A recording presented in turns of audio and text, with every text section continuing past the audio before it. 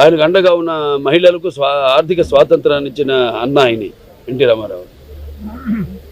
ఇవాళ అలాగే ఇంకెన్నెన్నో శాశ్వతమైన అంటే కిలో బియ్యం ₹2 కావచ్చు, లేకపోతే పక్కా ఇళ్ళు కావచ్చు, కాంక్రీట్ ఇళ్ళు కట్టించిన నిరుపేదలకి, అలాగే ఈ చేనేత కార్మికులు వాళ్ళకి ఉపాధి కల్పిస్తూ మరికి చేనేత వస్త్రాలు సగం ధరకి ఒక చీర దోవతి, అలాగే మొట్టమొదటిసారి మన దేశంలో ఈ యొక్క ఏదైతే ఈ ₹30 పెన్షన్ వృద్ధులతో మొదలుపెట్టింది అన్నారు ఎన్టీ రామారావు గారు.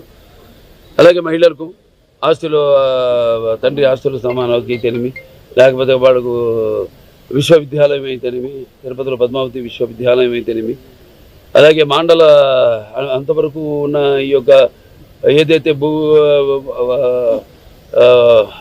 పై అధికారుల యొక్క నిర్లక్ష్యం వల్ల వాళ్ళ పైన ఉన్న ఒత్తిడి వల్ల ఏదైతే సామాన్య ప్రజలు ఇబ్బందులు పడుతున్నారో వాళ్ళందరికీ ఆనాడు ఉన్న ఈ యొక్క తాలూకాలని రద్దు చేసి ఆనాడు ఈ యొక్క మాండల వ్యవస్థను తీసుకొచ్చిన మహానుభావుడు నందమూరి తారక రామారావు.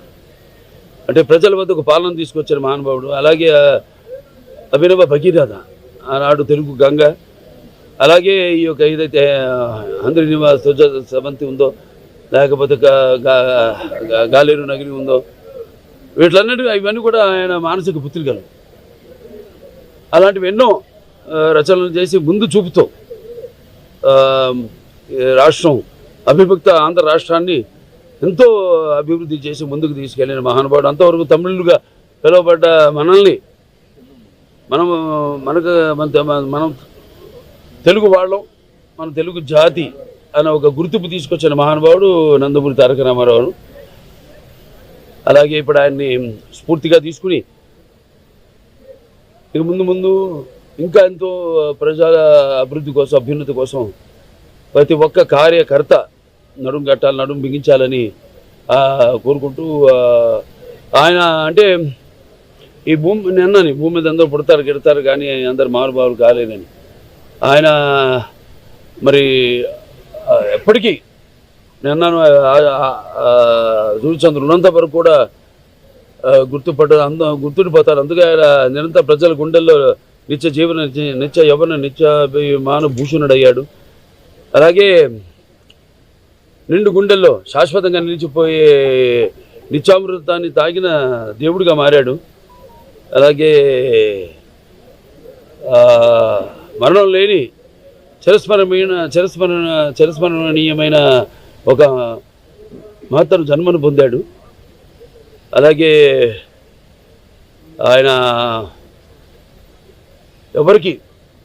ఆయనకు సాటి కానీ పోటీ కానీ రాలేని విధంగా ఎవరికి దక్కని ఒక మహత్తరమైన జన్మను ఆయన పొందాడు. సో అందుకే ఆయనకి చావు లేదు. ఆయన ఒక నిరంతరం వెలిగే ఒక మహనీయ భగవద్గీత లాంటి జన్మ నందమూరి తారక రామారావు గారు. ఈ సందర్భంగా మళ్ళీ ఒకసారి ఆయన కొడుకుగా బిడ్డలుగా పుట్టడం మా అందరి పూర్వజన్మ సుకృతం అయితే, మరి మేము మా కుటుంబమే కాదు, ఇవాళ ఎంత పెద్ద కుటుంబం తెలుగు దేశం అన్నది ఇచ్చి అందరినీ అందులో కుటుంబ సభ్యులుగా చేర్చి మరి ఒక పెద్ద కుటుంబాన్ని ఇచ్చి ఈ యొక్క వారసత్వాన్ని, ఈ యొక్క తెలుగుదేశం పార్టీ ఏదైతే ఈ వారసత్వం ఉందో దాన్ని ప్రతి ఒక్క కార్యకర్త భుజస్కంధాల మీద మోపి నేను చెప్పినట్టు ఆయన ఇక స్ఫూర్తిగా తీసుకుని ఆయన పోరాట పటిమతో పోరాడి ఎన్ని అడ్డంకులు వచ్చినా తల వంచకుండా ముందుకు సాగిన ధీరోదాతుడు. అలాగే ఏదైతే తెలుగు ఎప్పుడెప్పుడు మన జాతికి ఎప్పుడప్పుడు ఏ అవమానం జరిగినా దాన్ని ఆత్మాభిమానాన్ని కాపాడిన ధీరుడు. అలాగే తెలుగు వెలుగును ప్రపంచం నలుమూలలో ప్రసరింపజేసిన మహానుభావుడు. ఆయన్ని స్ఫూర్తిగా తీసుకుని అందరం మనం ముందుకు వెళ్ళాలని మనస్ఫూర్తిగా కోరుకుంటూ ఆయనకి ఈ సందర్భంగా ఘన నివాళులు అర్పించుకుంటున్నాను.